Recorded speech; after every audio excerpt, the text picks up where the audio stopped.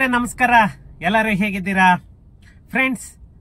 ಇವತ್ತು ಒಂದು ಮುಖ್ಯವಾದ ವಿಷಯ. ಯಾಕಂತಂದ್ರೆ ಇದು ಸುಮಾರು ಜನ ರಿಕ್ವೆಸ್ಟ್ ಅನ್ನ ಕೇಳ್ತಾ ಇದ್ರಿ. ಯಾಕಂತಂದ್ರೆ ಎಷ್ಟೋ ಕುಟುಂಬಗಳ ನಿದ್ದೆಯನ್ನು ಗೆಡಿಸಿದಂತಹ ನಮ್ಮ ಪೆರಿಫೆರಲ್ ರಿಂಗ್ ರೋಡ್ ಏನು ನಮ್ಮ ಬ್ಯಾಂಗ್ಳೂರ್ ಬಿಸ್ನೆಸ್ ಕಾರಿಡಾರ್ ಯೋಜನೆ ಅಂತಂದೇಳಿ ಏನು ಮಾಡ್ತಾ ಇದ್ದಾರೆ, ಅದು ಯಾಕಂದ್ರೆ ಸುಮಾರು ಸಾವಿರಾರು ಕುಟುಂಬಗಳ ನಿದ್ದೆಯನ್ನ ಗೆಡಿಸಿತ್ತು. ಅದು ಏನ್ ಆಯ್ತು ಆ ಪೆರಿಫೆರಲ್ ರಿಂಗ್ ರೋಡ್? ಯಾಕೆ ಇತ್ತೀಚೆಗೆ ತಣ್ಣಗಾಗಿದೆ? ಏನು ಪೆರಿಫೆರಲ್ ರಿಂಗ್ ರೋಡ್ ಬರುತ್ತಾ ಇಲ್ವಾ? ಏನಾದ್ರೂ ಸ್ಟಾಪ್ ಆಗಿದ್ಯಾ? ನಮ್ಮ ಜಮೀನ್ ಆಗ್ಬೋದು ಅಥವಾ ನಮ್ಮ ಸೈಟ್ ಆಗ್ಬೋದು, ನಮ್ಮ ಮನೆ ಆಗ್ಬೋದು, ನಮಗೆ ಉಳಿಯುತ್ತಾ ಅಂತ ಎಷ್ಟೋ ಜನ ಕನಸನ್ನ ಕಾಣ್ತಾ ಇದ್ದಾರೆ. ಎಷ್ಟೋ ಜನ ನಿದ್ದೆ ಇಲ್ಲದೆ ಇವತ್ತಿಗೂ ಕೂಡ ಪರಿತಪಿಸ್ತಾ ಇದ್ದಾರೆ ಅಂತಲೇನೆ ಹೇಳ್ಬೇಕು. ಯಾಕಂತಂದ್ರೆ ಈ ಪೆರಿಫೆರಲ್ ರಿಂಗ್ ರೋಡಿಗೆ ಸುಮಾರು 50,000 ಮನೆಗಳು ನಾಶ ಆಗೋ ಚಾನ್ಸಸ್ ಇದೆ. ಅದರಿಂದ ಆ ಪೆರಿಫೆರಲ್ ರಿಂಗ್ ರೋಡ್ ಕ್ಯಾನ್ಸಲ್ ಆದ್ರೆ ಸಾಕಪ್ಪ ಅನ್ನೋ ಒಂದು ಜನಗಳು ದೇವ್ರ ಹತ್ರ ಒಂದು ಬೇಡಿಕೆಯನ್ನ ಇಟ್ಟಿದ್ದಾರೆ ಅಂತಲೇನೆ ಹೇಳ್ಬೇಕು.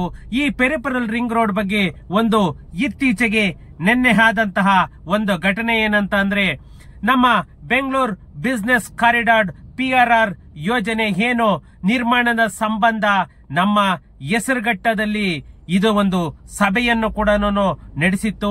ಆ ಸಭೆಯಲ್ಲಿ ಏನೇನು ಬೆಳವಣಿಗೆ ಆಯ್ತು ಅಂತ ಅಂದ್ರೆ, ಈ ನಮ್ಮ ಪೆರಿಫೆರಲ್ ರಿಂಗ್ ರೋಡಿಗೆ ಭೂಸ್ವಾಧೀನ ಪಡಿಸಿಕೊಳ್ಳಲು ಜಮೀನಿನ ರೈತರೊಂದಿಗೆ ಮಾತುಕತೆಯನ್ನ ನಡೆಸೋದಕ್ಕೆ ಅಂತಲೇನೆ ಬುಧವಾರ ನಮ್ಮ BDA ಅಧಿಕಾರಿಗಳು ಸಭೆಯನ್ನ ಕರೆದಿದ್ರು. ಆದರೆ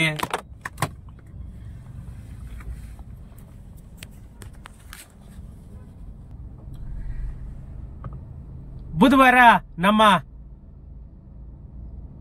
ಈ BDA ಅಧಿಕಾರಿಗಳು ಒಂದು ಸಭೆಯನ್ನ ಕರೆದಿದ್ರು. ಯಾರಿಗೆ?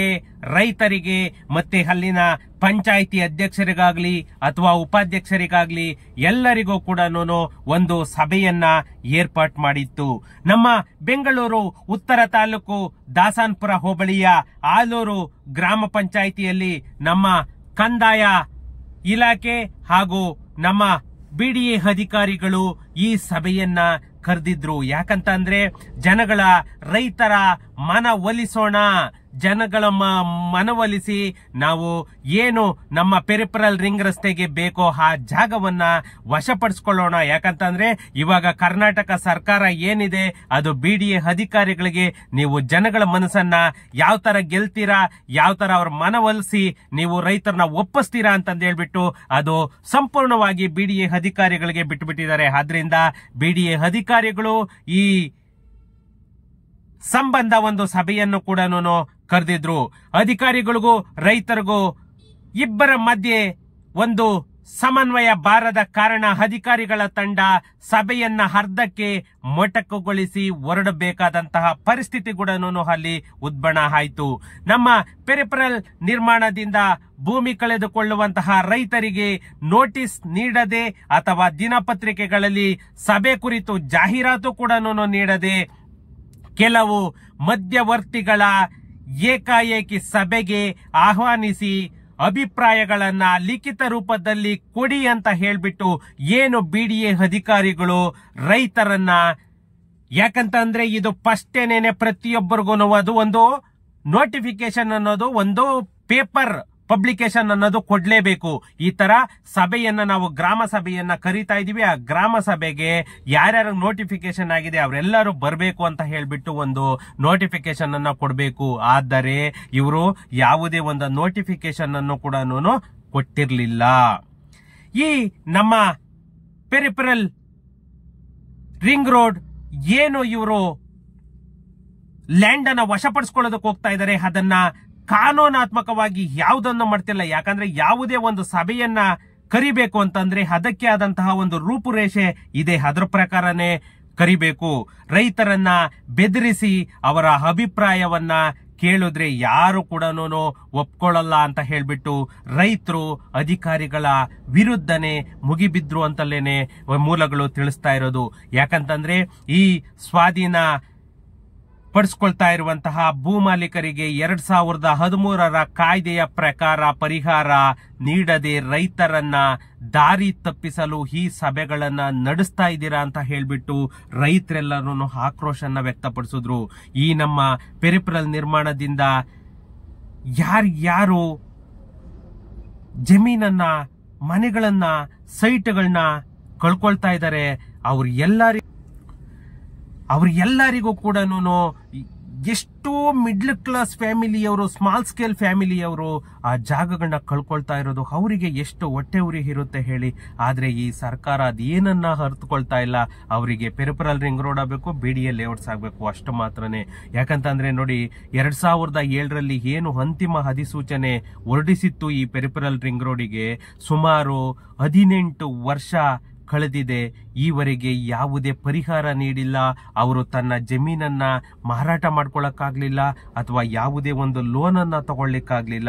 ಇದರಿಂದ ಜಮೀನಿನಲ್ಲಿ ವ್ಯವಸಾಯ ಕೂಡ ಮಾಡಕ್ಕಾಗದೆ, ಅದನ್ನ ಮಾರಾಟನೂ ಮಾಡಕ್ಕಾಗದೆ ಎಷ್ಟು ಕಷ್ಟ ಅನುಭವಿಸ್ತಾ ಇದ್ದಾರೆ ಅಂತಂದ್ರೆ ರೈತರಿಗೆ ಗೊತ್ತು.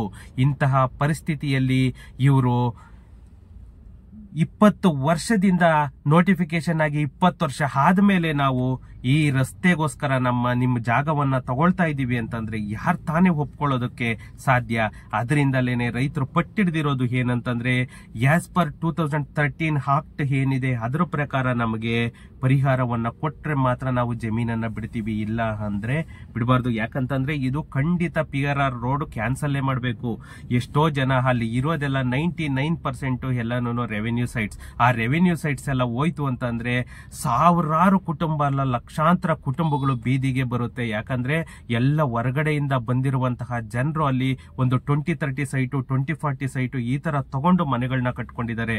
ಇವಾಗ ಪರಿಹಾರ ಹೋದ್ರೂ ಕೂಡ ಅದು RTC ಯಾರ ಹೆಸರಲ್ಲಿದೆ, ಪಾಣಿ ಯಾರ ಹೆಸರಲ್ಲಿದೆ, ಅವ್ರಿಗೆ ಮಾತ್ರನೇನೆ ಆ ಕಾಂಪೋಸಿಷನ್ ಅನ್ನೋದು ಹೋಗೋದು. ಅದರಿಂದ ಆ ಪೆರಿಫೆರಲ್ ರಿಂಗ್ ರೋಡ್ ಅನ್ನ ಕ್ಯಾನ್ಸಲ್ ಮಾಡಿ ನಮ್ಮ ನೈಸ್ ರೋಡ್ ಏನಿದೆ ಆ ನೈಸ್ ರೋಡ್ ಅನ್ನೇನೆ ಎಕ್ಸ್ಟೆಂಡ್ ಮಾಡ್ಕೊಂಡ್ರೆ ಅದಕ್ಕಿಂತ ಒಳ್ಳೇದು ಬೇರೆ ಇಲ್ಲ ಅಂತಲೇನೆ ಹೇಳ್ಬೇಕು. ಇವತ್ತು ಈ ಪೆರಿಫೆರಲ್ ರಿಂಗ್ ರೋಡ್ ವಿರುದ್ಧ ನ್ಯಾಯಾಲಯಗಳಲ್ಲಿ ಸುಮಾರು ಸಾವಿರಾರು ಮೊಕದ್ದಮೆಗಳನ್ನ ಹೂಡಿದ್ದಾರೆ. ಅದು ಎಲ್ಲ ಕೂಡ ಆರ್ಗ್ಯುಮೆಂಟ್ ನಡೀತಾ ಇದೆ. ಆ ಆರ್ಗ್ಯುಮೆಂಟ್ ನಡೀತಾ ಇರಬೇಕಾದ್ರೆ ಇವರು ಸಭೆಗಳನ್ನ ಕರೆದು ರೈತರನ್ನ ಮನವೊಲಿಸೋ ಪ್ರಯತ್ನ ಕೂಡ ಮಾಡ್ತಾ ಇದ್ದಾರೆ. ಈ BDA ಅಧಿಕಾರಿಗಳು ಏನು ಈ ಸಭೆಯನ್ನ ಮಾಡ್ತಾ ಇದ್ದಾರೆ, ಇದು ಎಲ್ಲನೂ ನ್ಯಾಯಾಂಗ ನಿಂದನೆ ಮಾಡದ ಹಾಗೆ ಅಂತಲೇನೆ ಜನ ಆಕ್ರೋಶವನ್ನ ವ್ಯಕ್ತಪಡಿಸ್ತಾ ಇರೋದು. ಈ ನಮ್ಮ ನೆಲಮಂಗಲ ಏನು ತಹಸೀಲ್ದಾರ್, ನಾರ್ತ್ ತಹಸೀಲ್ದಾರ್ ಅನಿಲ್ ಕುಮಾರ್ ಆಗ್ಬೋದು, ಮತ್ತೆ ಕಂದಾಯ ಇಲಾಖೆ ಆಗ್ಬೋದು, ಮತ್ತೆ BDA ಅಧಿಕಾರಿಗಳಾಗ್ಬೋದು, ಈ ಸಭೆಯನ್ನ ಕರೆದಿರೋದು 100% ಇಸ್ ದ ಇಲ್ಲಿಗಲ್ ಅಂತಂದೇಳಿ ಜನ ಆಕ್ರೋಶವನ್ನ ವ್ಯಕ್ತಪಡಿಸ್ತಾ ಇದ್ದಾರೆ. ಯಾಕಂತಂದ್ರೆ ಇದು ಕೋರ್ಟ್ ಅಲ್ಲಿದೆ, ಕೋರ್ಟ್ ಅಲ್ಲಿ ಕ್ಲಿಯರ್ ಆಗ್ಲಿ, ಕೋರ್ಟ್ ಅಲ್ಲಿ ಏನು ತೀರ್ಪು ಬರುತ್ತೆ ಅದಕ್ಕೆ ನಾವು ಬದ್ಧರಾಗಿರ್ತೇವೆ ಅಂತ ಹೇಳ್ಬಿಟ್ಟು ಅಲ್ಲಿನ ರೈತರು ತಮ್ಮ ಕೋಪವನ್ನ ಹೊರಹಾಕ್ತಾ ಇದ್ದಾರೆ. ಈ ನಮ್ಮ ಆಲೂರು ಪಂಚಾಯಿತಿಯ ಅಧ್ಯಕ್ಷೆ ಪುಷ್ಪ ಮಂಜುನಾಥ್ ಆಗ್ಬೋದು, ಉಪಾಧ್ಯಕ್ಷೆ ಪದ್ಮಾವತಿ ಮಂಜುನಾಥ್ ಆಗ್ಬೋದು, ಅಥವಾ ಸದಸ್ಯರಾದಂತಹ ಲಕ್ಷ್ಮೀ ನರಸಿಂಹಯ್ಯ ಅವರಾಗ್ಬೋದು, ಜೈರಾಮ್ ಅವರು, ಶಿವಕುಮಾರ್ ಅವರು, ಈ ಪೆರಿಫೆರಲ್ ರಿಂಗ್ ರೋಡ್ ಏನು ಬರ್ತಾ ಇದೆ ಇದಕ್ಕೆ ಭೂಸ್ವಾಧೀನ ಪಡಿಸಿಕೊಳ್ಳುವಂತಹ ಕುದುರೆಗೆರೆ, ತಮ್ಮೇನಹಳ್ಳಿ ಪಾಳ್ಯ, ತೋಟದಗುದ್ದಳ್ಳಿ, ಹೆಗ್ಡೆದೇವನಪುರ ಈ ಗ್ರಾಮಗಳ ಸಂತ್ರಸ್ತರ ರೈತರು ಸಭೆಯಲ್ಲಿ ಭಾಗವಹಿಸಿದ್ರು. ಯಾಕಂತಂದ್ರೆ ಎಷ್ಟೋ ಜನ ಅಲ್ಲಿ ತಮ್ಮ ಜಮೀನನ್ನ, ತಮ್ಮ ಮನೆಗಳನ್ನ, ತಮ್ಮ ಜಾಗಗಳನ್ನ ಕಳೆದುಕೊಂಡು ಬೀದಿಗೆ ಬರುವಂತಹ ಪರಿಸ್ಥಿತಿ ನಿರ್ಮಾಣವಾಗಿರೋದ್ರಿಂದ ಇವರೆಲ್ಲರೂ ಸಭೆಯಲ್ಲಿ ಪಾಲ್ಗೊಂಡು ಏನು ರೈತರ ಪರ ಇವರೆಲ್ಲ ನಿಂತು ಈ ನಮ್ಮ ರಾಜ್ಯ ಸರ್ಕಾರದ ವಿರುದ್ಧ ಆಗ್ಬೋದು ಅಥವಾ BDA ಅಧಿಕಾರಿಗಳ ವಿರುದ್ಧ ಆಗ್ಬೋದು ಇವರು ಘೋಷಣೆಗಳನ್ನು ಕೂಡ ಕೂಗಿ ತಮ್ಮ ಕೋಪವನ್ನ ಹೊರ ಹಾಕಿದ್ರು. ಇವರು ಯಾವತ್ತು ಈ BDA ಅಧಿಕಾರಿಗಳಾಗ್ಬೋದು, ಸರ್ಕಾರ ಆಗ್ಬೋದು, ಯಾವತ್ತು ಜನಗಳ ಪರವಾಗಿ ನಿಲ್ಲುತ್ತೆ ಅಂತಂದೇಳ್ಬಿಟ್ಟು ನಿಜವಾಗೂ ಅದು ಊಹೆ ಮಾಡೋದಕ್ಕೂ ಆಗ್ತಾ ಇಲ್ಲ. ಯಾಕಂತಂದ್ರೆ ಇವರನ್ನ ಯಾವ ಹ್ಯಾಂಗಲ್ ಅಲ್ಲೂ ನಂಬಕ್ಕಾಗ್ತಾ ಇಲ್ಲ. ಎಷ್ಟೋ ಜನ ಬಿಲ್ಡರ್ಸ್ ಆಗ್ಬೋದು, ಎಷ್ಟೋ ಜನ ಸಣ್ಣ ಪುಟ್ಟ 2030 2040 ಸೈಟ್ ತಗೊಂಡಿರೋರಾಗ್ಬೋದು, ಎಲ್ಲರೂ ಕೂಡ ಬೀದಿಗೆ ಬರುವಂತಹ ಒಂದು ಪರಿಸ್ಥಿತಿನ ನಿರ್ಮಾಣ ಮಾಡಿದೆ ನಮ್ಮ ಕರ್ನಾಟಕ ಸರ್ಕಾರ. ಇವತ್ತು ಯಾವುದೇ ಇದಕ್ಕೋದ್ರೂ ಯಾವುದೇ ಜಾಗದಲ್ಲಿ ಹೋದ್ರೂ ಕೂಡ BDA layout BDA layout BDA layout. ಇಡೀ ಬೆಂಗಳೂರು ಸುತ್ತ ಎಲ್ಲಾನು ಸಾವಿರಾರು ಎಕರೆ ಇವಾಗ ಬಿಡದಿ ಟೌನ್ಶಿಪ್ ಒಂದೇ 9,000 ಎಕರೆ. ಅದಕ್ಕೂ ಕೂಡ ಜನ ಆಕ್ರೋಶವನ್ನ ವ್ಯಕ್ತಪಡಿಸ್ತಾ ಇದ್ದಾರೆ, ನಾವು ಯಾವುದೇ ಕಾರಣಕ್ಕೂ ಜಾಗವನ್ನ ಕೊಡಲ್ಲ ಅಂತ ಹೇಳ್ಬಿಟ್ಟು. ಬಟ್ ಏನಂದ್ರೆ ಇವರು ಕೋರ್ಟ್ ಅಲ್ಲಿ ಆಟ ಆಡ್ತಾರೆ. ಇನ್ನೊಂದು ಸ್ವಲ್ಪ ದಿನ ಹೋದ್ರೆ ಬೆಂಗಳೂರು ಸುತ್ತಮುತ್ತ ಯಾವುದೇ ಅಗ್ರಿಕಲ್ಚರ್ ಲ್ಯಾಂಡ್ ಅನ್ನೋದೇ ಇರಲ್ಲ, ಗ್ರೀನರಿ ಅನ್ನೋದೇನೆ ಇರಲ್ಲ. ಬರೀ ಇವರು ಲೇಔಟ್ ಲೇಔಟ್ ಲೇಔಟ್ ಅಂತಂದೇಳಿ ಮಾಡ್ತಾ ಇರ್ತಾರೆ. ಇಂಥ ಟೈಮಲ್ಲಿ ಯಾವ ಪರಿಸರ ಪ್ರೇಮಿನೂ ಇಲ್ಲ, ಯಾರೂ ಇಲ್ಲ. ಯಾಕಂತಂದ್ರೆ ಎಲ್ಲರೂ ಕೂಡ ಸರ್ಕಾರದ ಅಂಡರ್ ಅಲ್ಲಿ ಇರ್ತಾರೆ. ಏನಾದ್ರೂ ಮಾಡ್ಕೊಂಡ್ಲಿ ಅಟ್ಲೀಸ್ಟ್ ರೈತರಿಗಾದ್ರೂ ಕೂಡ ತಕ್ಕ ಪರಿಹಾರ, ಇವತ್ತೇನ್ ಮಾರ್ಕೆಟ್ ವ್ಯಾಲ್ಯೂ ಇದೆ ಅಟ್ಲೀಸ್ಟ್ ಆ ಮಾರ್ಕೆಟ್ ವ್ಯಾಲ್ಯೂನಾದ್ರೂ ಕೊಟ್ಟಿಲ್ಲ ಅಂತಂದ್ರೆ ಜಮೀನು ಕಳ್ಕೊಳ್ತಿದ್ದಾರೆ, ಮನೆನೂ ಕಳ್ಕೊಳ್ತಾ ಇದ್ದಾರೆ. ಅಂತವ್ರಿಗೆ ಇವರು ಯಾವತ್ತೋ ಮಾಡಿರೋ ಬ್ರಿಟಿಷರ್ ಕಾಯ್ದೆಗಳನ್ನ ತಗೊಂಡು ಹವಾಗುಳದ ಪ್ರಕಾರ ನಾವ್ ಇದ್ ಮಾಡ್ತೀವಿ ಅಂತಂದ್ರೆ ಯಾವ ರೈತರು ಒಪ್ಕೋಬಾರ್ದು. ಆ ಪೆರಿಫೆರಲ್ ರಿಂಗ್ ರೋಡ್ ಕ್ಯಾನ್ಸಲ್ ಆದ್ರೂ ಕೂಡ ಜನಗಳಿಗೆ ಯಾವುದೇ ತರ ಲಾಸ್ ಅಂತೂ ಇಲ್ಲ. ಈ ನಮ್ಮ ಕೋರ್ಟ್ ಅಲ್ಲಿ ಏನು ಇವತ್ತು ಕೇಸ್ ನಡೀತಾ ಇದೆ, ಅದೇನಾದ್ರು ನಮ್ಮ ರೈತರ ಪರವಾಗಿ ಬಂತು ಅಂತಂದ್ರೆ ಅದಕ್ಕಿಂತ ಖುಷಿ ಬೇರೆ ಇಲ್ಲ. ಓಕೆ ಫ್ರೆಂಡ್ಸ್, ಏನಾದ್ರೂ ಇದ್ರೆ ನನ್ ಕಮೆಂಟ್ ಮಾಡಿ. ಸಿಗೋಣ ನೆಕ್ಸ್ಟ್ ವಿಡಿಯೋದಲ್ಲಿ. Thank you.